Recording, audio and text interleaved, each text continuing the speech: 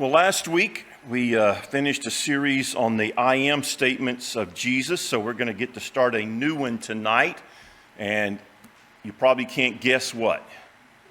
Anybody got any ideas?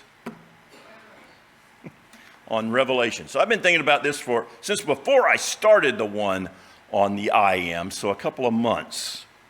So just you can go in and turn to chapter 1 in Revelation. You just turn to the back of your Bible. If you get to the maps, you went too far. It's been several years since I did a series on Revelation, and so I thought it might be good to do it again. At that time, I did an in-depth study, and so I don't plan on doing that this time. I plan on going quicker. We'll see how that works out. That's my plan. My plan is, do a chapter or so at a time. We'll see if I can actually do that. And I thought about doing this series for a couple of reasons. One, because it's been so long since I've preached on Revelation. Second, the time for Jesus' return is drawing nearer. And it still could be a couple of generations, but we're still closer than we were when Jesus ascended into heaven, right? We're closer today than we've ever been, so it's always good to remember and to refresh our memory. And then third, because of what God says about reading and studying this book, Revelation 1 verse 3, it says, "Blessed is the one who reads aloud the words of this prophecy, and blessed are those who hear it and take to heart what is written in it, because the time is near." All right, that sounds like a good reason to study it, does it not? Because those who read it and do it, keep it, are going to be blessed. Well, we all want to be blessed, so we're going to do this, right? So this evening, I just want to read quickly the first 5 verses. We're going to come back and go over them more next week, but just kind of the introduction tonight. So Revelation 1, beginning with verse 1. "The revelation from Jesus Christ, which God gave him to show his servants what must soon take place. He made it known by sending his angel to his servant John, who testifies to everything he saw. That is the word of God and the testimony of Jesus Christ. Blessed is the one who reads aloud the words of this prophecy, and blessed are those who hear it and take to heart what is written in it, because the time is near. John, to the 7 churches in the province of Asia, grace and peace to you from him who is, and who was, and who is to come, and from the 7 spirits before his throne, and from Jesus Christ, who is the faithful witness, the firstborn from the dead, and the ruler of the kings of the earth." Now, just as some background information, we know the book of Revelation was written by the Apostle John, and we know that because he told us. Right there in verse 4, he tells us that it's John. John wrote this. He also tells us that he wrote it while he was on the island of Patmos. Now, today, Patmos is called a hidden gem in the Greek islands. Doesn't that look like a nice place to go and visit? A Greek island. I mean, who wouldn't want to be on a Greek island somewhere, right? But when John was there, it was not a hidden gem. It was a hidden prison encampment, right? John wasn't there vacationing. He was there as a prisoner of Rome, and he was a prisoner because he kept preaching the gospel even though they told him to stop. And because he continued, they sent him out to this deserted island with some other prisoners. There wasn't any chance to escape, and so I'm not even sure they bothered sending guards. They just took a boat, dropped them off, fend for yourself, do the best you can. And so they didn't expect to hear from John, but while he was there, Jesus appeared to him, and John wrote what Jesus showed to him. Now, John doesn't tell us when he wrote this book, but most figure he wrote it around 95, around the year 95. So this is 20, 25 years after the destruction of Jerusalem by the Romans. It makes it the last book to be written in the New Testament. And tradition says that John was the last apostle, the last living apostle. He's also the only, again by tradition, the only apostle who didn't die as a martyr.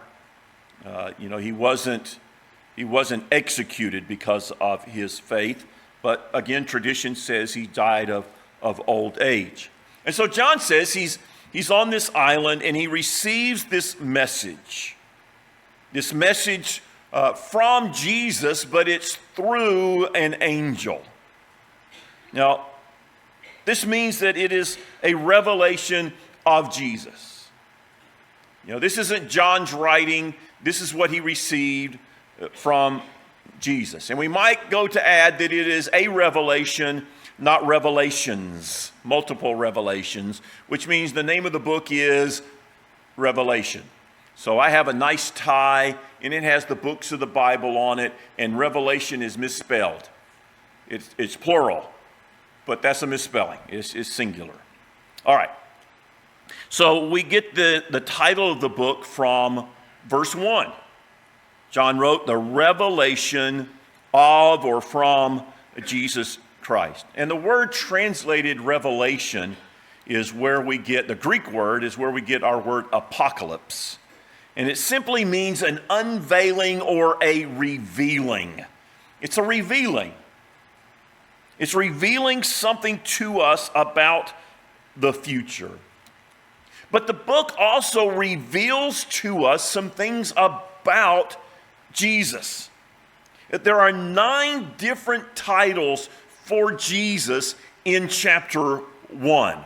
And we'll go over these next week. But the 9 are the faithful witness, the firstborn from the dead, the ruler over the kings of the earth, the Alpha and Omega, the one who is, who was, who is to come, the Almighty, the Son of Man, the first and the last and the living one. All right, so these are titles for Jesus that are given in chapter 1. Each of these titles tell us something about Jesus, even though as those 7 I am statements that we just studied tell us something about Jesus. But there are 23 more titles for Jesus in the book of Revelation for a total of 32. 32 different names, titles that are given to Jesus in the book of Revelation. And so Revelation isn't just telling us about the future, but again, it's revealing to us something about who Jesus is. Russ Blowers was a preacher in Indianapolis, and he was also a member of a local Rotary Club. And each time the Rotary meets, they have a different club member stand up and give a brief introduction and statement about his job and what he does. And so when it was Russ Blowers' turn, Russell's turn, this is what he said about his job. He says, "Hi, I'm Russ Blowers. I'm with a global enterprise. We have branches in every country in the world. We have our representatives in nearly every parliament and boardroom on earth. We're into motivation and behavior alteration. We run hospitals, feeding stations, crisis pregnancy centers, universities, publishing houses, and nursing homes. We care for all of our clients from birth to death. We are into life insurance and fire insurance. We perform spiritual heart transplants. Our original organizer, who owns all the real estate on earth, plus an assortment of galaxies and constellations, knows everything and lives everywhere. Our product is free for the asking because there's not enough money to buy it. Our CEO was born in a hick town, worked as a carpenter, didn't own a home. He was misunderstood by his family, hated by his enemies, condemned to death without a trial, and arose from the dead, and he lives in heaven, and one day he'll return to earth as King of Kings and Lord of Lords. I talk with him every day. Interesting description of the church. God wants us to know Jesus. To know who Jesus is. And to know the honor that is due him. Someone described Revelation saying that it's really less concerned with things to come as it is with the one who is first and who is last. So in the book of Revelation, John is talking about things, though, that will come to be, and he made that clear in that introduction. And it's just as if John were in a time machine, taken to the future, and he's allowed to see some events, that are in the future, and so far in the future, they still haven't happened, 2,000 years later. We're old enough to have seen a lot of changes in our lifetimes, right? You just think of some of the things that are now just, you take for granted that weren't around when you were born. And how would you describe some of those to your grandparents or even to your great-grandparents using terms that they were familiar with? How would you describe the internet?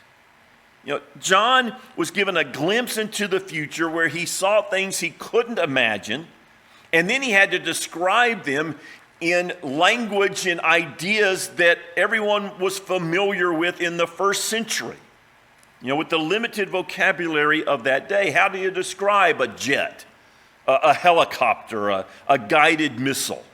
They're beyond his ability to describe, and yet he's tasked with that job. And so he's trying to describe them, and sometimes it's difficult to understand. In an effort to describe these things that he's never seen, John uses pictures and descriptions that we're not familiar with, that seem strange to us, the symbols and allegories, but he uses those that were familiar to the people of his day, the readers would have been familiar with. Some people say that Revelation is just too difficult to understand. It's too difficult to understand, so we just shouldn't even try. However, remember what we read in verse 3. God says he blesses those who read and do, right, and keep what is written here. Well, why would God bless us if we can't understand it? God's not trying to keep things from us. He's trying to reveal things to us. And so I think it is possible to understand. There may be some parts that we don't, but we can understand most of it. We just need to try. And the more we work at it, the more we read the book of Revelation, the more familiar we are with the symbols and allegories in it, analogies in it, the easier it is to understand. And so we just need to immerse ourselves in the book if we want to understand it. And we also need to understand the styles of literature that Revelation contains. The Bible is filled with different types of literature. We don't think about it too often, but we understand that. There's poetry, there's biographies, histories, and parables. There's epistles, laws, and genealogies. Revelation contains 3 different styles of literature. The main style is apocalyptic, right? As I mentioned, it is the word that's translated as revelation, apocalyptic. It's just revealing things that are to come. Right? We don't know these things, and so they're revealed to us. And this style of writing is strange for us, but it was common in that day. Again, there were lots of examples in John's day of people writing this kind of literature But this is the only book in the New Testament, apocalyptic book in the New Testament. In the Old Testament, there's Daniel and Ezekiel, Haggai, Isaiah, and Zechariah also contain some apocalyptic literature. It's just the New Testament. This is the only book with this style. And so if you understand the style, it's easier to understand the book. Now, because apocalyptic literature is often connected with God's ultimate plan and destination for people, the word often is thought to mean something catastrophic. Something's apocalyptic is catastrophic. But that's not what the word originally meant. It just meant a revealing.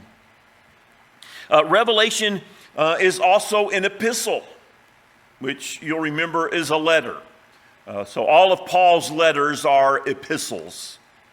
And the book of Revelation was written to 7 churches. And the book was meant to be spread. It was to be shared. To go to one church and it's to be read aloud to everyone, and then somebody should take it to the next church, and so it's to be shared.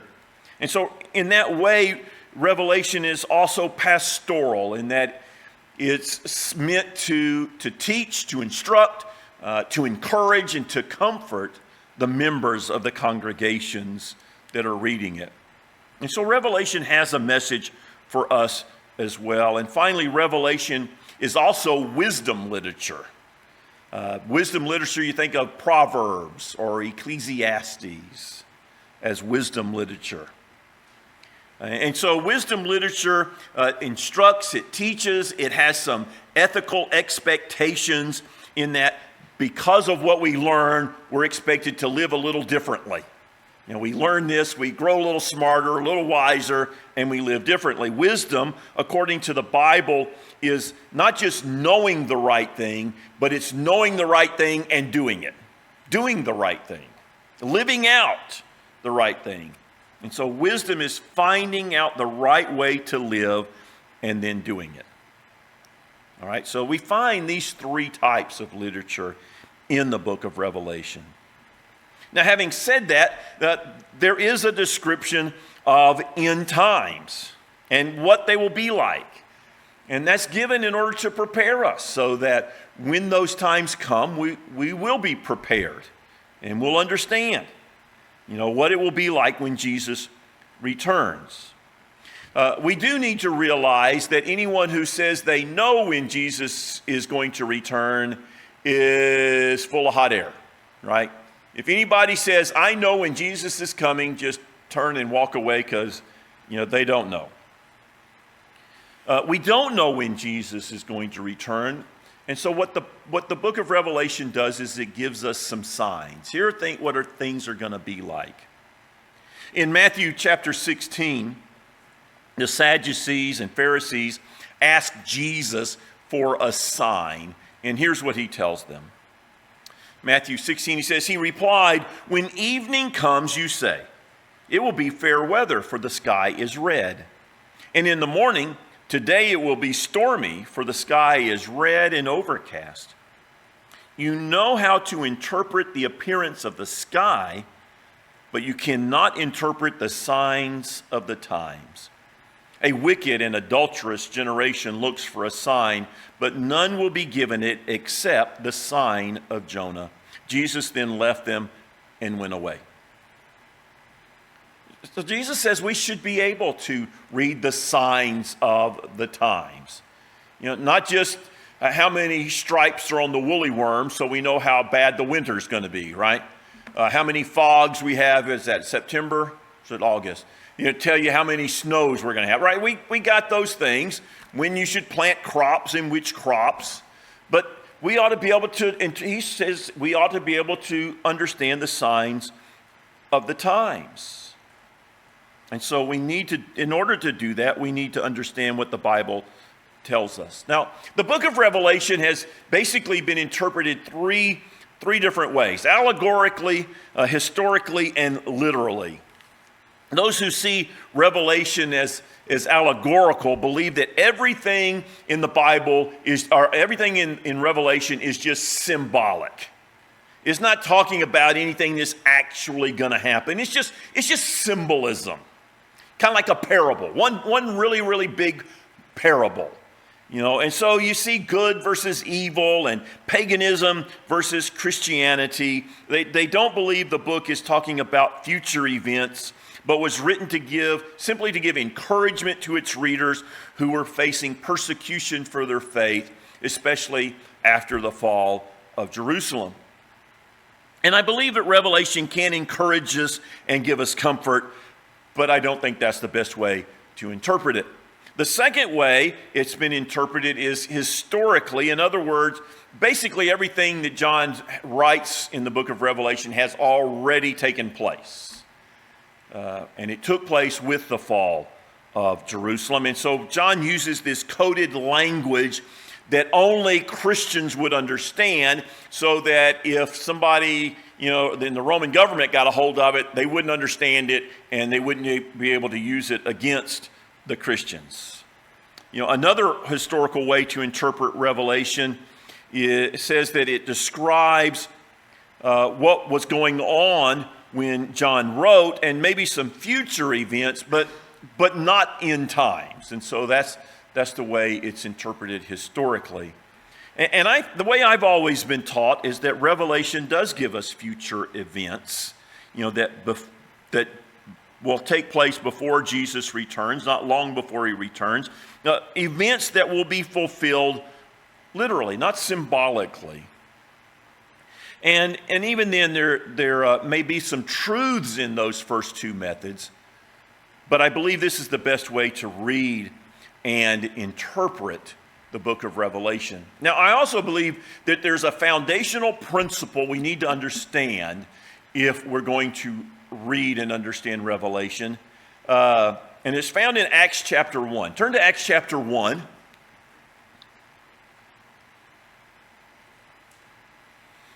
And we're going to read a couple of verses there, and then we're going to turn to John 14.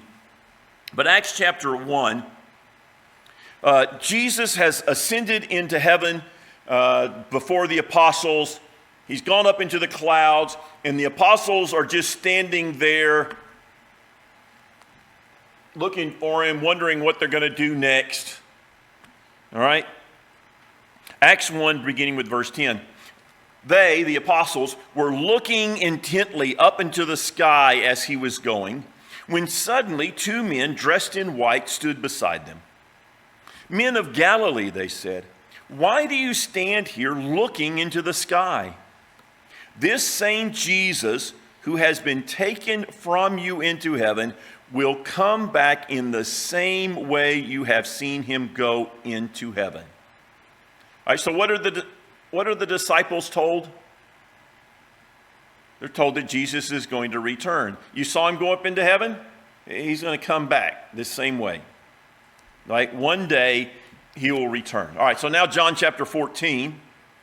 John chapter 14, Jesus is, they finish the meal in the upper room. They're walking out to the Garden of Gethsemane. And Jesus tells his disciples about his return. So they've already heard this. They hear it from the angels, these two angels, but they'd already heard it from Jesus.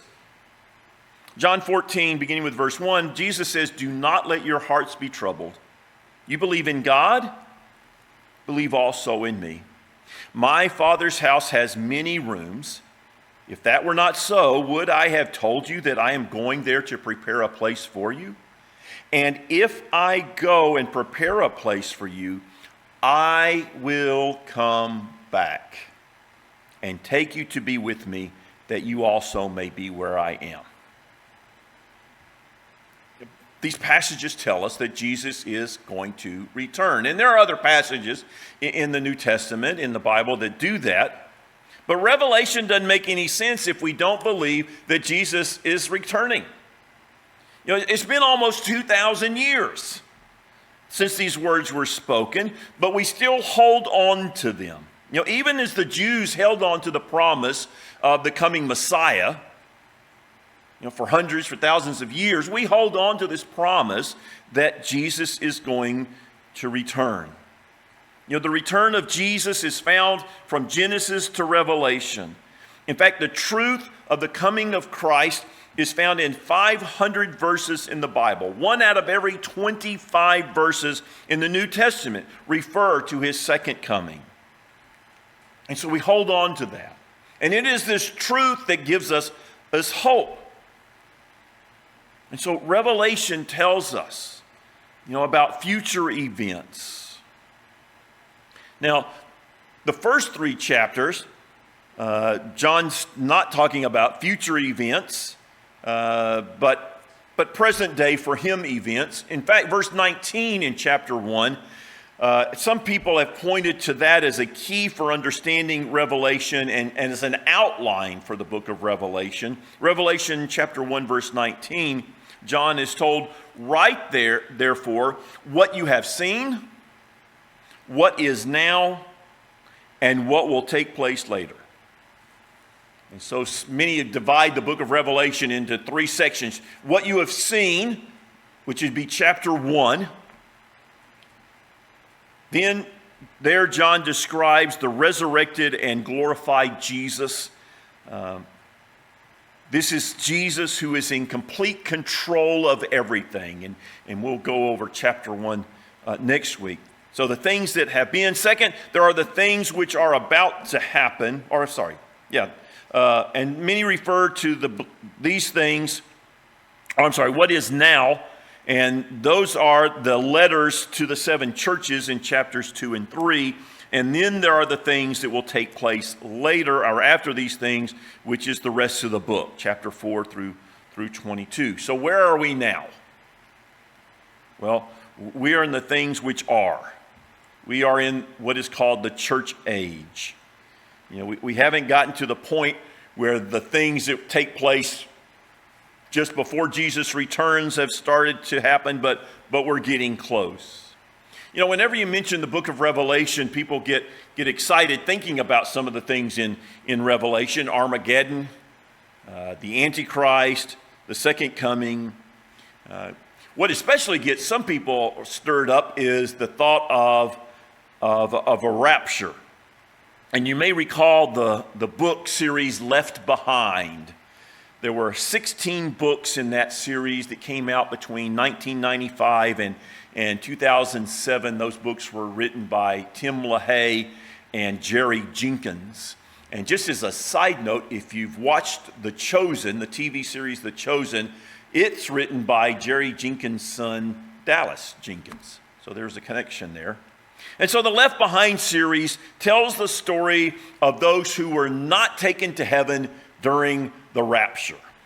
And what the rapture teaches is that Jesus will not return once, but he'll return twice. He'll return once and take all who are saved out of earth. So those who are alive, those who they're dead, everybody goes to heaven. And so the church goes to heaven.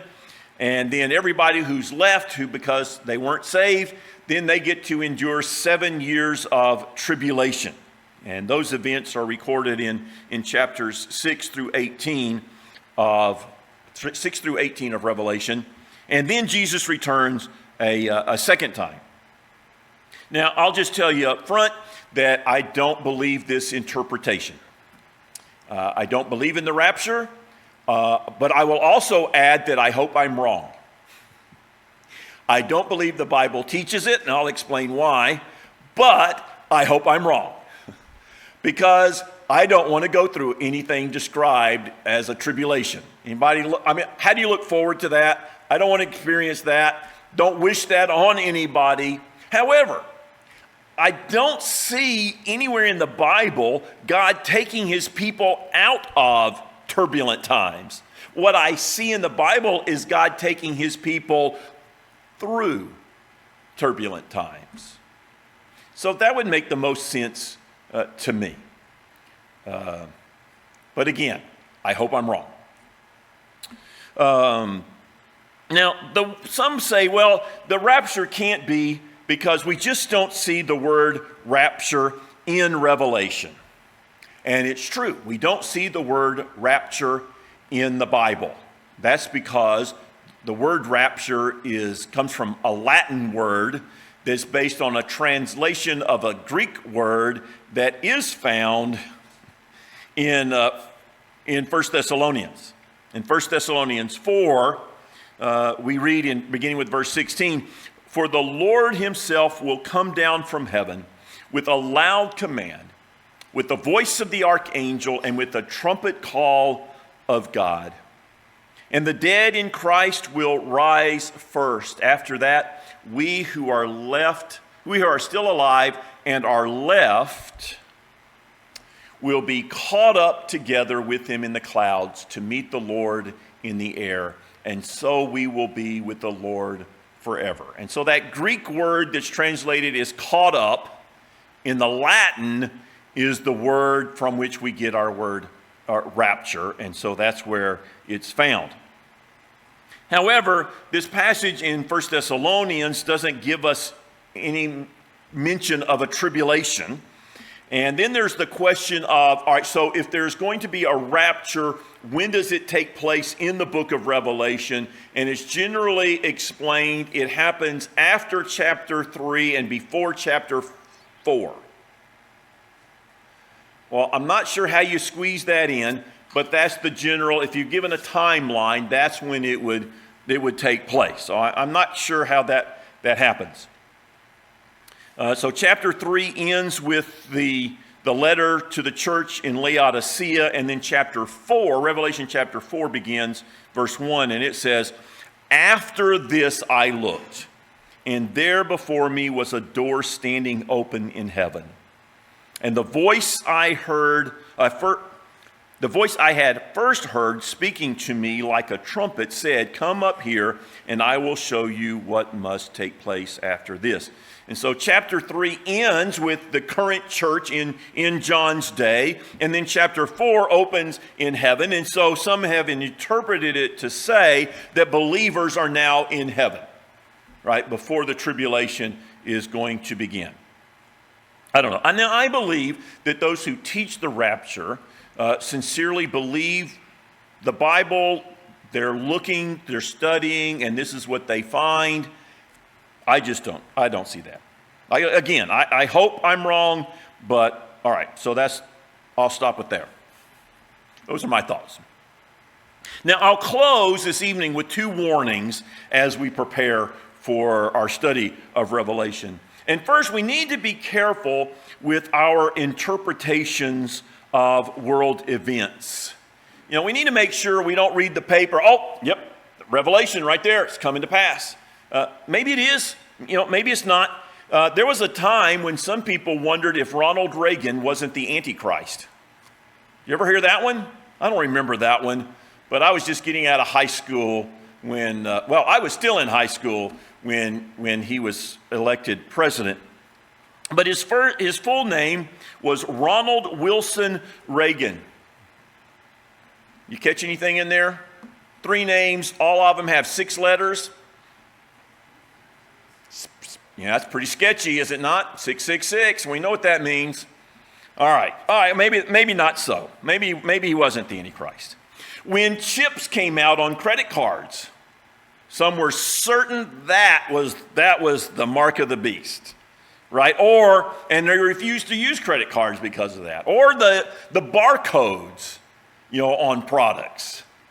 And now we use those to scan, right? When you're leaving, we all remember when they put price tags on every single item in the grocery store, right? And you remember seeing people sitting there on the aisles, putting those on and putting them on the shelf. They don't have to fool with that anymore. And if you've been to Aldi, man, they check you out lightning fast because they put the barcodes this big on all their products, right? So you can't miss it, and they put it on every side, so whoever's checking you out, doesn't matter what side, it just scans. So we see that pretty easy. We don't think anything of it today, but when they first came out, people were saying, oh, there's the mark of the beast. All right, so it's easy to see these kinds of things and just assume what they mean. You may recall when the war in Iraq broke out, that there were all kinds of books that came out around that time, talking about the end of times, and this is showing this. Let me show you how this is found in the book of Revelation. And so they were certain Jesus would be returning in a matter of months. And so we need to be careful, we don't get carried away. Thinking everything in life is pointing to the return of Jesus. We need to be observant. We need to be wise in how we interpret these things. Second, we need to be ready for Jesus. We need to understand, though, that Jesus may not return in our lifetime. He could return before we get home. But he could also not return before we all die. I've read that every generation of Americans has believed that it would be the last generation. They were certain Jesus would return during their lifetimes. That was the belief in the first century. Paul wrote to the Thessalonians. Some of them had quit work.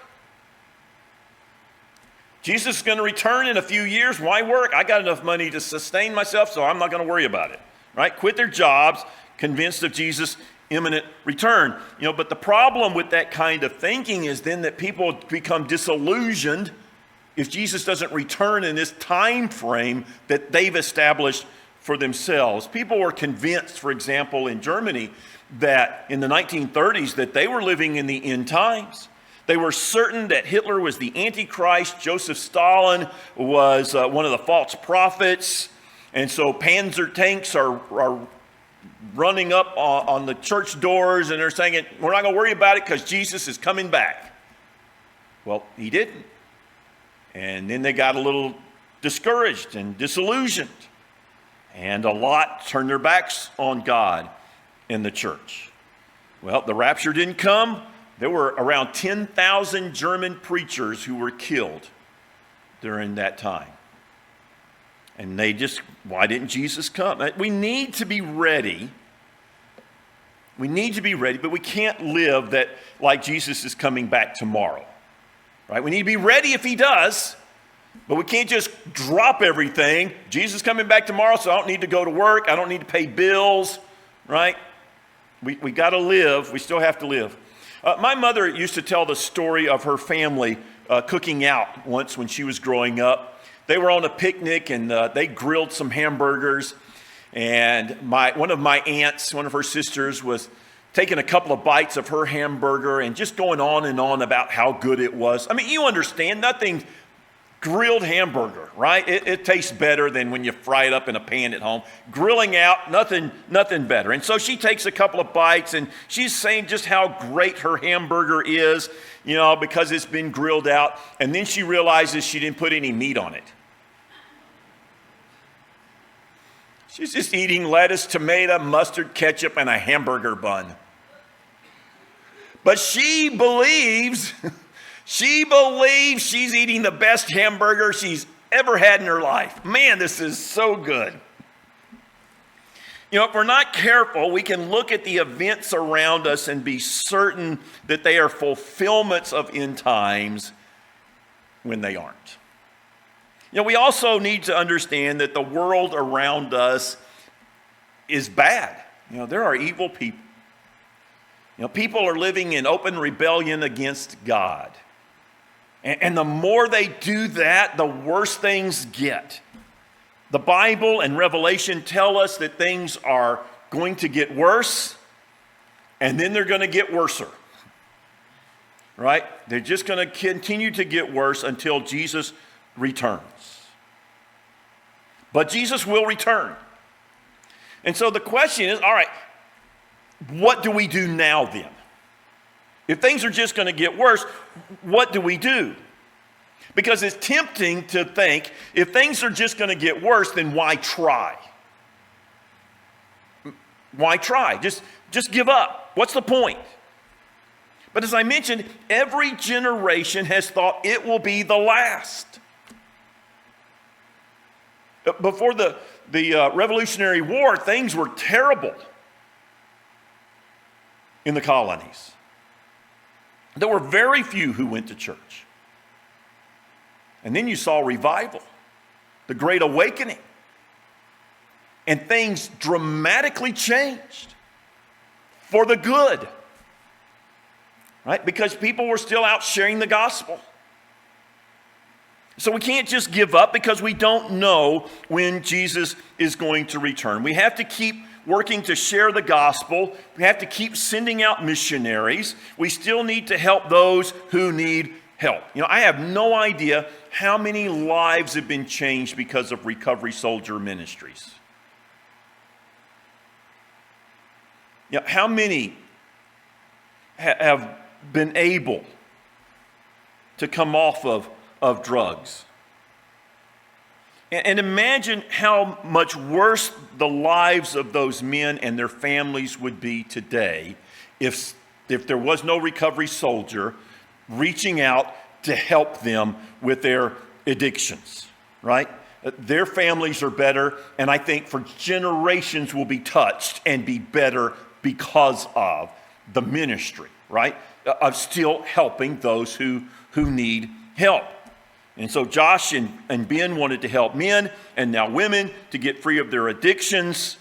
And, you know, if Jesus doesn't return, that'll continue. And so we can't just give up.